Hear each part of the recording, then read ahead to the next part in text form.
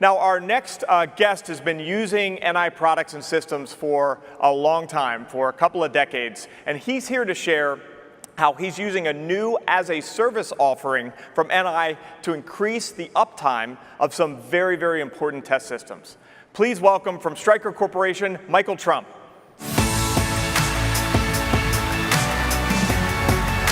Buddy? Hi. Bud. A long time for NI Week participant, and you finally got up on stage, so welcome, Michael. So you've been working in validation tests for like 20 years, or over 20 years, and let's talk a little bit about how your career has evolved over that time and how your use of this technology in testing has evolved too. Well, I appreciate the opportunity, Eric, thank you, and I'd be happy to. So I started working as a test engineer, and I was introduced to LabVIEW 5.0, and that's where my software journey started. It's a good one. Over the next decade, I continued to improve my programming skills and eventually worked my way up into using frameworks so I could deliver better test solutions faster. Well, then in 2011, while at NI Week, I was challenged to take my programming skills even further. And I started working with one of your NI Alliance partners, and we built a flexible, scalable, and modular test platform that we still use in most of our test systems today.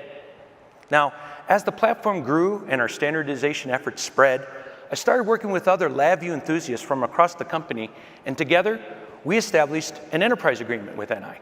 This gives all of our engineers worldwide direct access to NI's comprehensive library of software tools without having to go through a long evaluation, approval, and purchasing process for every user. Now, with the right tools in place, I started working with another NI Alliance partner, and we started providing analysis and data management services to our internal customers. And that brings us here today, where we've gone beyond just simple test automation and data collection, and now go into digitization and connected systems, so we can get the data that we need. Yeah, it's quite a journey. And working for a $17 billion medical device manufacturer, and needless to say, validation test is really, really important, right? And so how do you use connected systems and data to meet these business goals you have? Absolutely. Now, in my line of work, we're responsible for validating the medical device designs used to help healthcare providers save lives. And our test systems are very critical to that validation process, an absolute priority. So, when those test systems unexpectedly fail, we have to drop everything and get those systems back up and running as quickly as possible so we can minimize any delays in our already very tight release schedule. Yeah, probably pretty resonant to folks in the audience. I assume I've heard this many times. You've got these great plans, but if a system goes down, you got to drop them, work on that, right? Yes. Yeah, I would think so. And not to mention, test system failure can potentially compromise our test samples as well, which will even cause further delays. Now, to avoid this, we know that our test systems need to be connected. So we gathered the data to eventually predict these failures. Now, a connected system is only value added to us if it provides data that leads to timely, actionable decisions. So the first step is to understand exactly what needs to be measured, and then we can figure out how to use that data to predict the failures.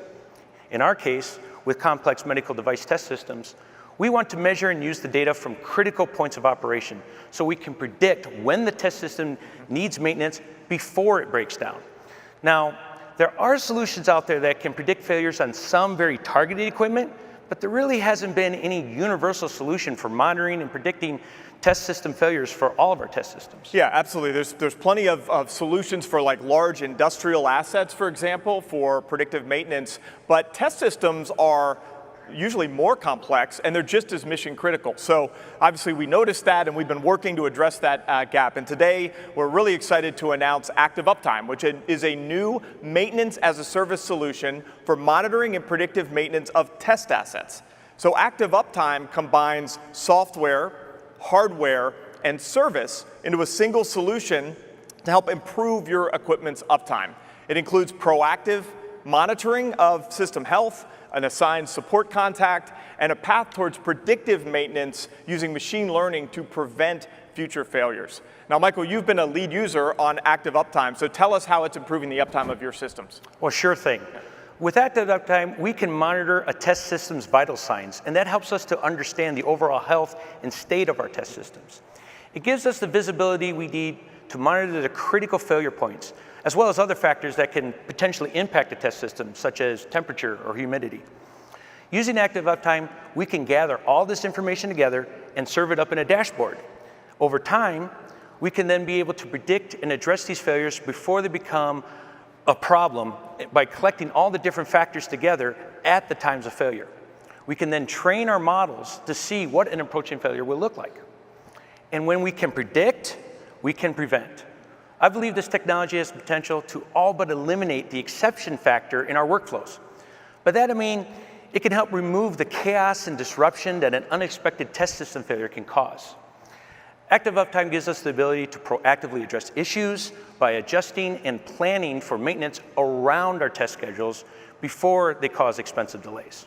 Yeah, and so that's the idea, is to eliminate those moments you talked about earlier. We got to drop everything and work on a tester issue using data and predictive insights. Now, what other impacts can this maintenance as a service solution have on your business? Well, as you mentioned before, until now there really hasn't been a solution that is targeted to monitoring and predicting failures for a wide variety of test systems. Therefore, we currently must mitigate this downtime by using redundancy and spare parts to ensure that we have working test equipment when it's needed. Now, this of course adds significant cost to the business. So with ActiveUptime and the insights it provides, we can right-size how many spare parts we stock. And we may even be able to reduce the total number of test systems needed to maintain the same test capacity in the future. Now, if we decide to invest in more test systems, it would be due to an increase in demand rather than to just redundancy. And that translates directly into more business. So looking forward, ActiveUptime also has the potential to help us predict the remaining useful life of the test system and its components. This means we can upgrade and order parts well before they are needed, and that is especially beneficial in today's world where long lead times are the norm rather than the exception. I've heard. Ultimately, I foresee ActiveUptime spreading out from our validation labs and into production, where predictive maintenance and system uptime is even more critical to our business. The potential for ActiveUptime to provide significant value in a manufacturing environment is undeniable. Wow, Michael, that's really cool. It's awesome that you work directly with us on this product. It's fantastic to see the impact it potentially has on your business, and thanks for sharing your whole journey. Appreciate it. Thank you very much. Michael, thanks.